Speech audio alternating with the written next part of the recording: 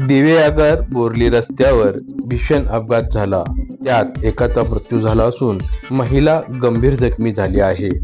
याबाबत सविस्तर माहिती अशी की मोहम्मद हनीफ मुझफ्फर अर्जबेगी वय 52 वर्षे आणि त्याची पत्नी सिमीन मोहम्मद हनीफ अर्जबेगी राहणार कर्लास तालुका श्रीवर्धन जिल्हा रायगड हे एका लग्न समारंभावरून परत घराकडे आपली दुचाकी क्रमांक MH6 CS 6723 वरून निघाले असताना शेखाडी दिवेआगर बोर्ली पंचायत रस्त्यावर पाठीमागून येणाऱ्या स्विफ्ट डिझायर कार क्रमांक MH12 WX 2186 ने जोरदार धडक दिली.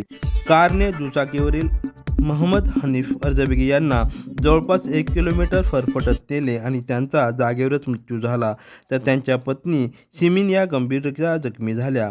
कार चालक ऋषिकेश बाळासाहेब जोध वय 19 वर्षे राहणार बानेर ज्युपिटर हॉस्पिटलजवळ तालुका जिल्हा पुणे हा मद्यधुंद अवस्थेत बेफाम कार चालक होता. त्याला दिघी सागरी पोलिसांनी अटक केली असून गुन्ह्याचा पुढील तपास सहाय्यक पोलीस निरीक्षक हनुमंत शिंदे करीत आहेत. अपघाताचे CCTV फुटेज समोर आले असून यामध्ये मृतक मोहम्मद हनीफ यांना कार फरफटत नेत असल्याचे स्पष्ट दिसून येत आहे. अपघातानंतर येथे मोठा जमाव जमला होता, मात्र पोलीस घटनास्थळी दाखल होत कोणताही अनुचित प्रकार घडू दिला नाही. राजू मधुकर पेडणेकरसह फुरकान वास्ता, आघात न्यूज महाराष्ट्र, बोर्ली पंचायत, रायगड.